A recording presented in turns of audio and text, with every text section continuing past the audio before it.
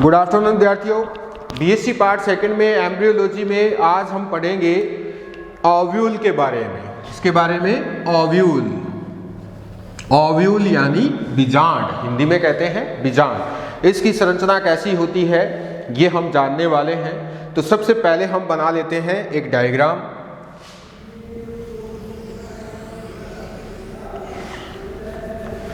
ठीक है, क्योंकि डायग्राम जरूरी है। डायग्राम बना लेते हैं, उसके बाद फिर आगे चलते हैं।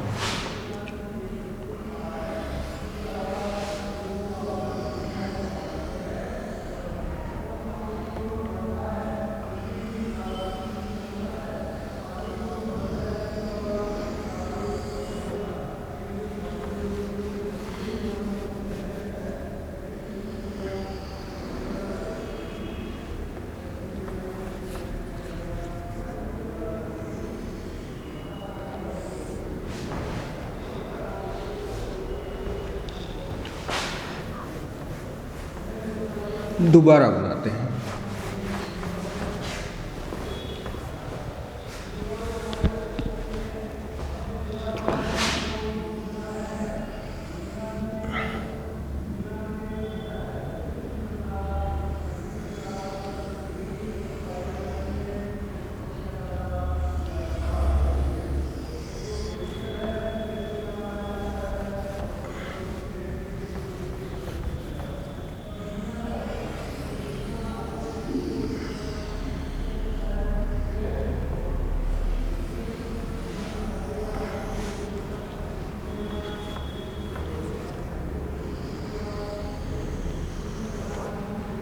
ये बन गया बीजांड का डायग्राम।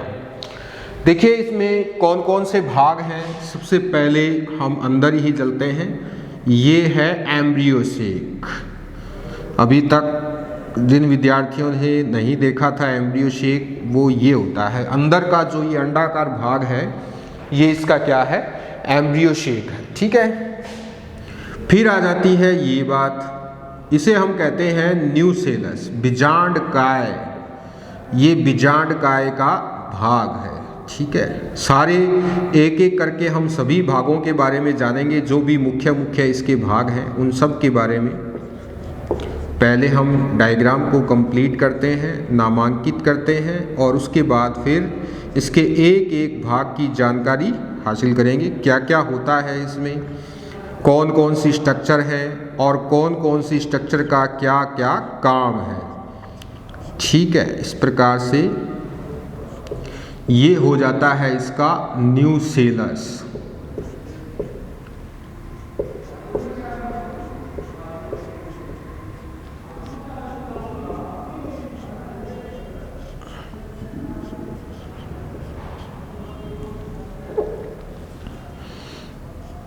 इसको मैं थोड़ा सा गहरा बना देता हूँ। वैसे इसकी भित्ति ज़्यादा मोटी नहीं होती है, लेकिन सिर्फ आपको समझाने के लिए, बताने के लिए थोड़ा सा इसको गहरा बना देता हूँ। अब दोनों में विभेद करना आसान है। इसके अलावा और क्या क्या भाग हैं इसमें।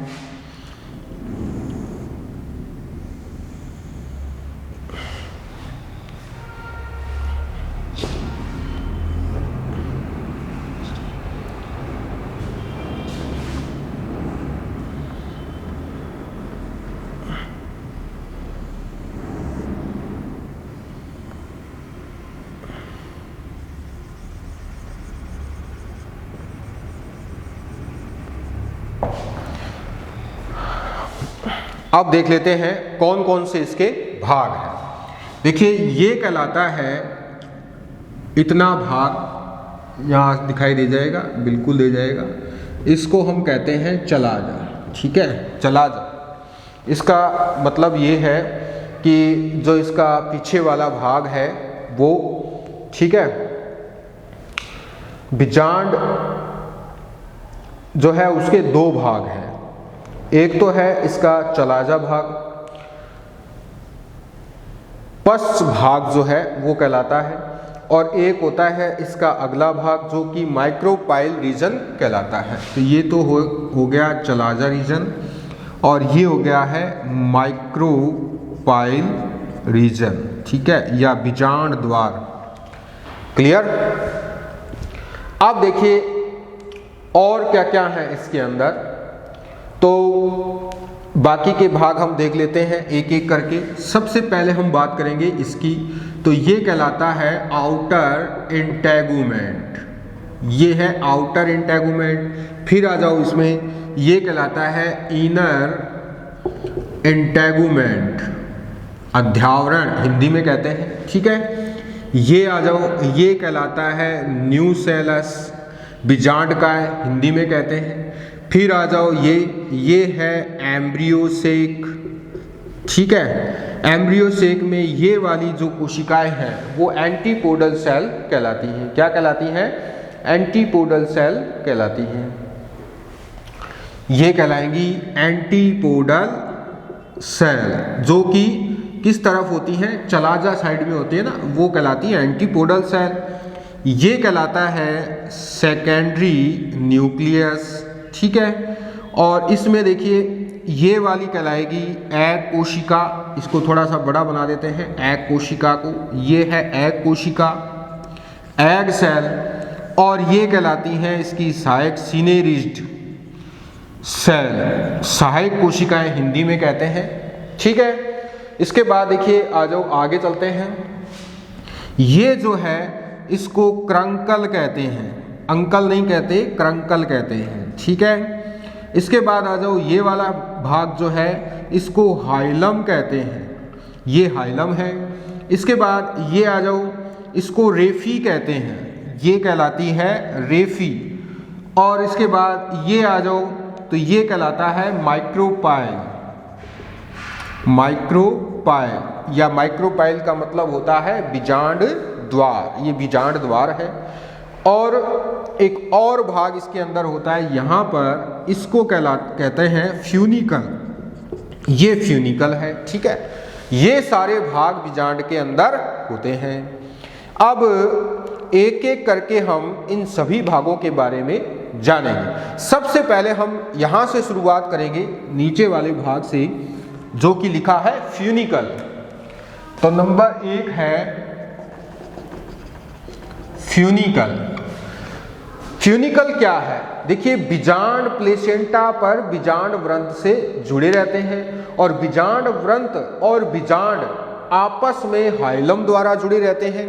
तो ये प्लेसेंटा है, प्लेसेंटा से जिस संरचना से ये जुड़े रहते हैं बीजांड, तो प्लेसेंटा से बीजांड को जोड़ने वाली संरचना क्या कहलाती है?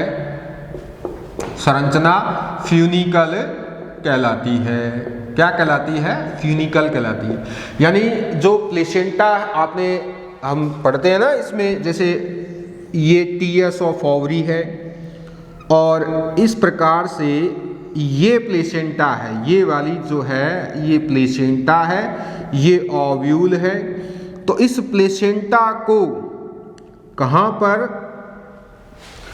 प्लेसेंटा जो है इससे इस बीजांड को जोड़ने के लिए क्या संरचना होती है? फ्यूनिकल होती है, ठीक है। क्लियर। आप देखिए जो प्लेसेंटा है उस पर बीजांड व्रंत जुड़ा रहता है, यानी बीजांड का व्रंत, ये वाला जो है ये बीजांड का व्रंत है। तो बीजांड व्रंत और बीजांड आपस में किससे जुड़े रहते हैं? हाइलम से जुड़े रहते हैं। दूसरी संरचना आती है इसमें हाइलम। बीजांड व्रंत व, या हम ये कह सकते हैं फ्यूनिकल, बीजांड व्रंत या बीजांड जिस संरचना से आपस में जुड़ते हैं हाइलम कहलाती है, ठीक है। क्या कहलाती है? हाइलम कहलाती है। क्लियर। आगे चलते हैं।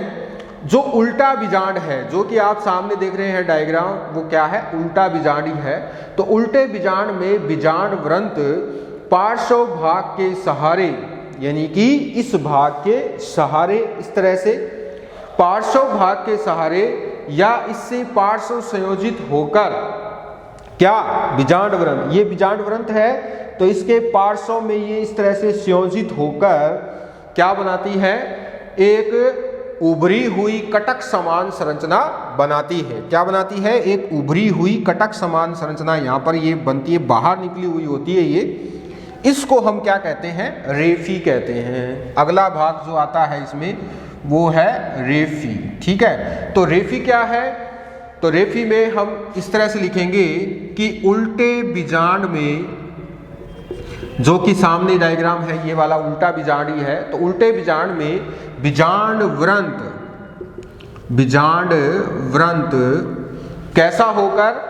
पार्श्व भाग के सहारे, बीजांड के पार्श्व भाग के सहारे। ठीक है, या फिर हम इसे दूसरी लैंग्वेज में क्या कहेंगे? या पार्श्व संयोजित होकर, या फिर पार्श्व संयोजित होकर एक उभरी हुई कटक समान संरचना बनाते हैं, जो रेफी कहलाती है। जो रेफी कहलाती है। ठीक है, क्या कहलाती है? रेफी कहलाती है। तो अब इसको समझने के लिए मैं आपको देखिए एक बता देता हूं।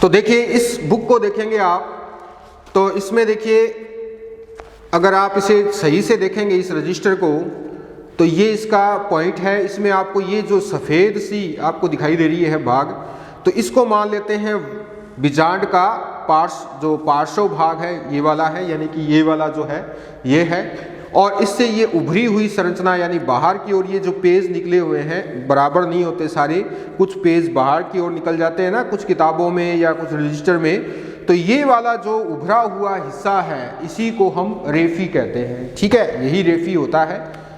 क्लियर?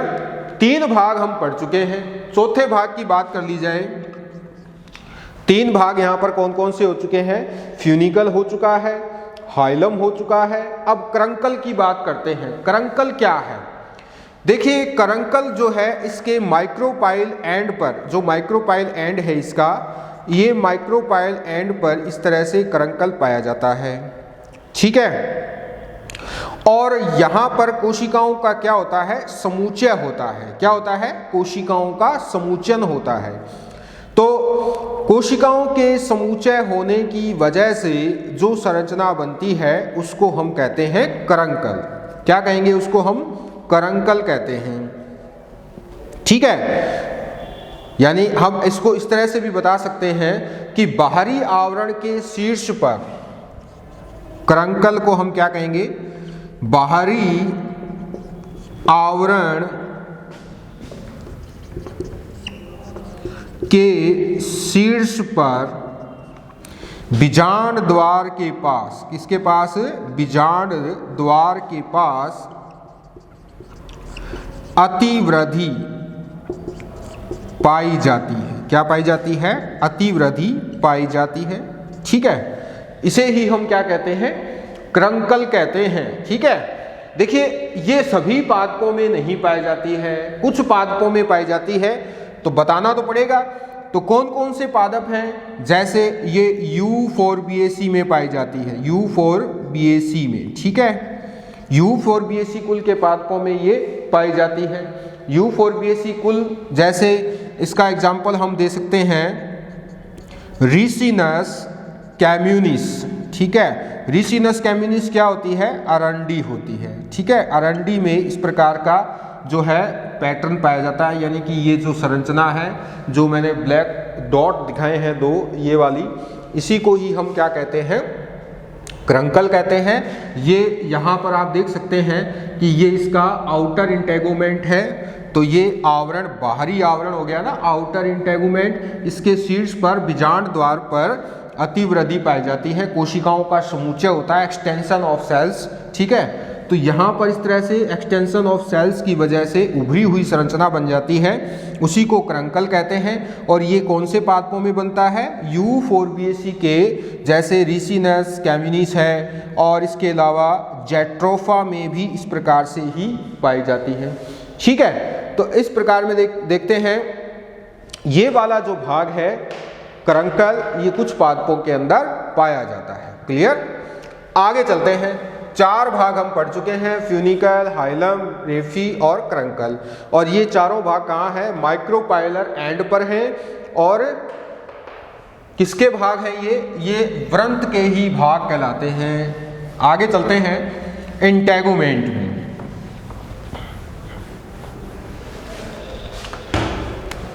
नेक्स्ट है इंटेगुमेंट। क्लियर। तो देखिए इंटेगुमेंट, देखिए बाहरी आवरण बीजांड का अध्यावरण कहलाता है।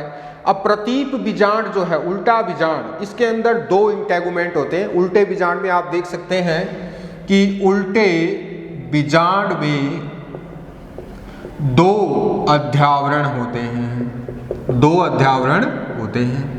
पहला अध्यावरण ये रहा आउटर इंटेगुमेंट, और एक होता है इनर इंटेगुमेंट। अधिकतर क्या होता है, बाहरी इंटेगुमेंट बाद में बनता है, ठीक है। आउटर एंड इनर 2 हो गए। अधिकतर का मतलब अधिकतर 80% पादपों में, एंजियोस्पर्म में आउटर इंटेगुमेंट बाद में विकसित होता है, ठीक है। पहले कौन सा बनता है, इनर इंटेगुमेंट बनता है। तो 82% पादपों में इस तरह से जो है आउटर इंटेगुमेंट बाद में बनता है।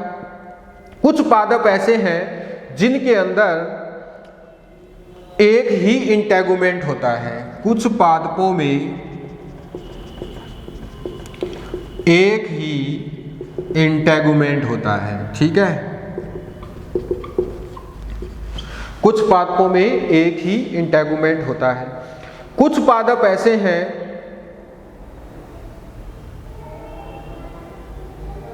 जिनके अंदर इंटेगुमेंट होते ही नहीं है, इंटेगुमेंट एब्सेंट, जैसे ओलेकेसी के पादप, ठीक है। ओलेकेसी के पादप, इनके अंदर इंटेगुमेंट नहीं होते हैं।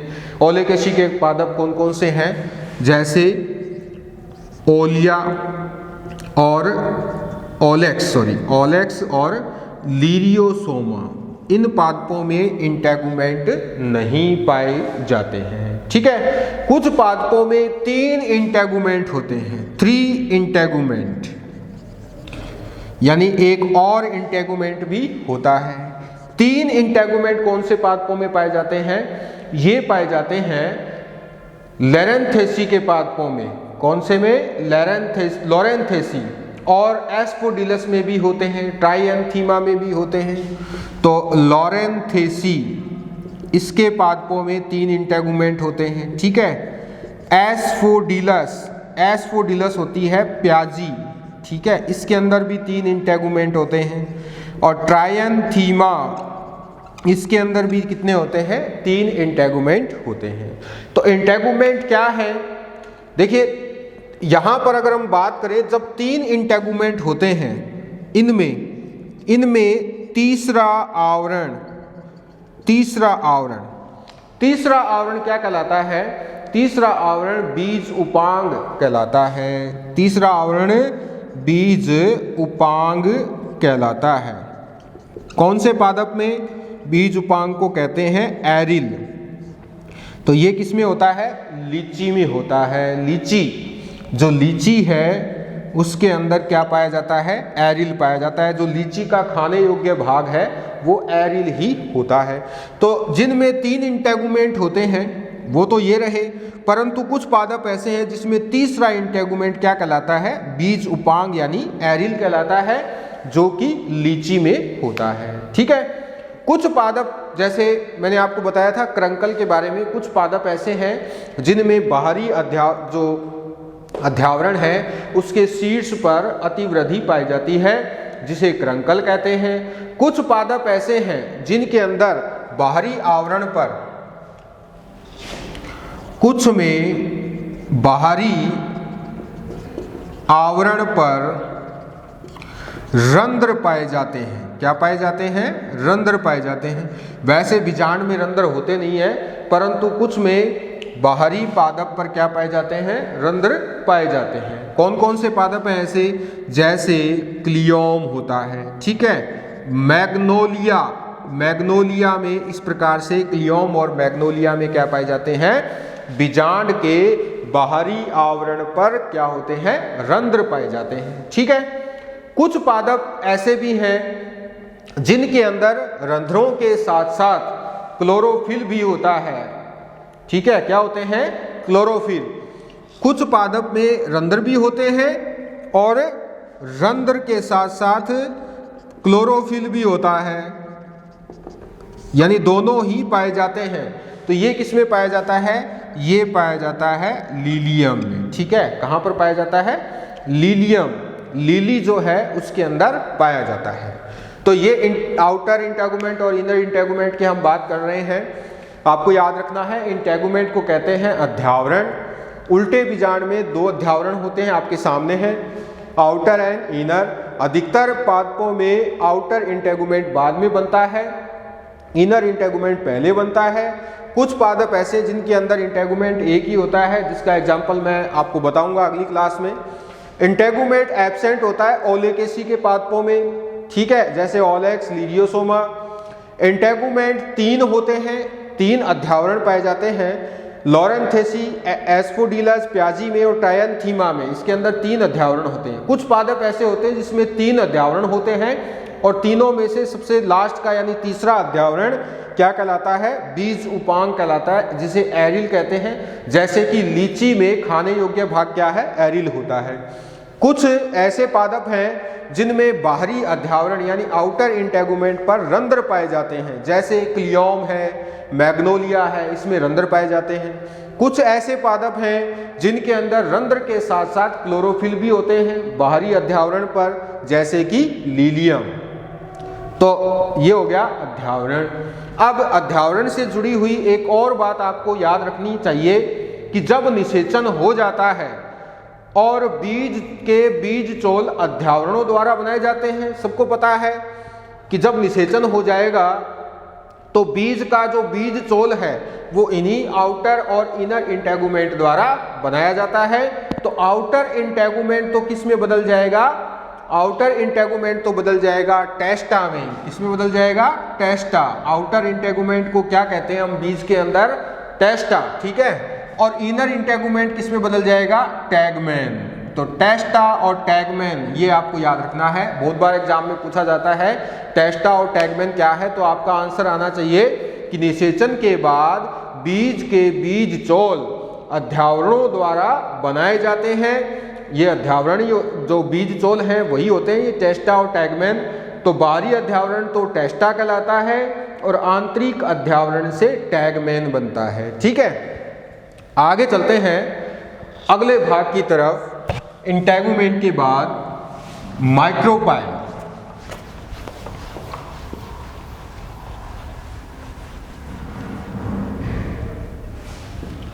बीजांड द्वार, हिंदी में कहते हैं बीजांड द्वार। ठीक है। ये वाला जो है ये बीजांड द्वार है। अब इसकी बात कर लेते हैं। तो बीजांड द्वार क्या है, रंध्र जैसी संरचना होती है। ठीक है। कहाँ पर होती है, बीजांड के शीर्ष पर रंध्र जैसी संरचना। ठीक है। रंध्र जैसी संरचना, क्लियर। देखिए बीजांड का शीर्ष हमेशा उसी तरफ होता है जिस तरफ रंध्र होता है या माइक्रोपाइल होता है, जो एक या दो इंटेगुमेंट से बन सकता है। यानी कि ये जो रंध्र है, ये वाला माइक्रोपाइल, ये दोनों इंटेगुमेंट यानी बाहरी अध्यावरण जो दोनों है उससे भी बन सकता है। ठीक है, तो दोनों इंटेगुमेंट से बन सकता है, या फिर कुछ पादप ऐसे होते हैं जिसमें ये द्वार केवल बाहरी अध्यावरण से ही बनता है। जैसे मैं आपको यहाँ पर दिखाता हूँ कि अगर ये बात हो, यानी ये वाला जो है इंटेगुमेंट, ये तो हो गया अंदर वाला और ये हो जाता है बाहर वाला। ठीक है, इसी तरह से इधर से ये हो गया अंदर वाला और ये हो गया बाहर वाला। अब आप इसमें देखोगे तो ये जो द्वार बना है माइक्रोपाइल, ये दोनों इंटेगुमेंट से बना है, यानी दोनों की सहभागिता है इसके अंदर। परंतु कुछ पादप ऐसे हैं जिनके अंदर केवल बाहरी अध्यावरण से ही इंटेगुमेंट का निर्माण होता है।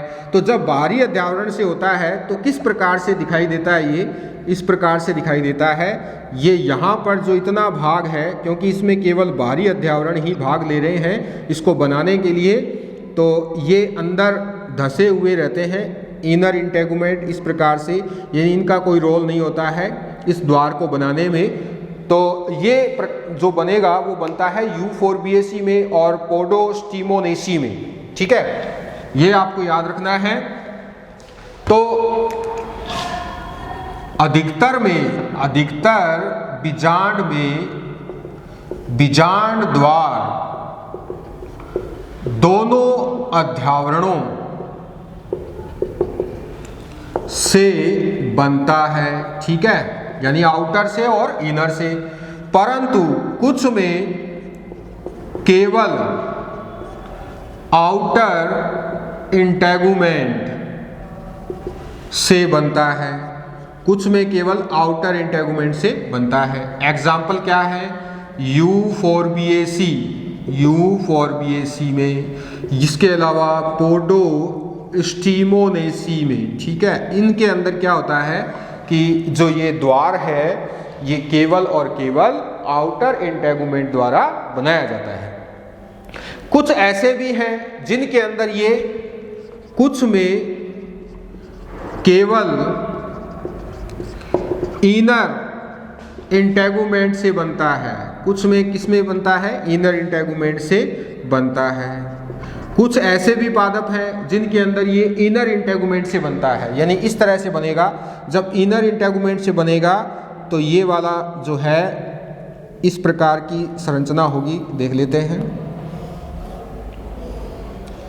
यानी ये बैक कर जाएगा आउटर इंटेगुमेंट, ठीक है, और केवल इनर इंटेगुमेंट से ही ये बन जाता है। ये बैक कर जाते हैं। आप देख सकते हैं कि ये द्वार जो बना है ये इनर इंटेगुमेंट से बना है इस प्रकार से। ठीक है, तो ये कैसे किस में बनता है? ये बनता है एकैंथेसी में। एग्जाम्पल हो गया इसका एकैंथेसी। इस प्रकार से एकैंथेसी में क्या बनता है? केवल इनर इंटेगुमेंट द्वारा बनता है। अब कभी कभी क्या होता है कि आंतरिक बीजांड द्वार और बाहरी बीजांड द्वार एक सीध में नहीं होते, यानी इस प्रकार से एक सीध नहीं होती है इनकी। ये आउटर, ठीक है, और ये इनर, ये एक सीध हो गई ना, इस प्रकार की अवस्था नहीं होती है। तो फिर क्या होता है? तो फिर ये होता है कि जैसे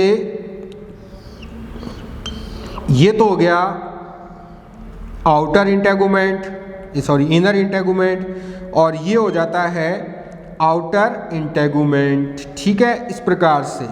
क्लियर? तो अब आप देख सकते हैं कि ये जो द्वार है वो किस प्रकार की अवस्था में आ जाता है? जिग-जैग फॉर्म में आ जाता है, यानी टेढ़ा मेढ़ा द्वार भी बन जाता है जब आउटर और इनर इंटेगुमेंट से बनाए गए द्वार एक सीध में नहीं होते हैं तब। ठीक है, तो बाकी के भाग हम कल पढ़ेंगे। आज का टाइम पूरा हो चुका है। माइक्रोपाइल में ही कुछ बातें अधूरी रह गई हैं, उसको भी हम कल करेंगे और बाकी के भाग कल पढ़ेंगे। आज के लिए बस इतना ही। Thank you.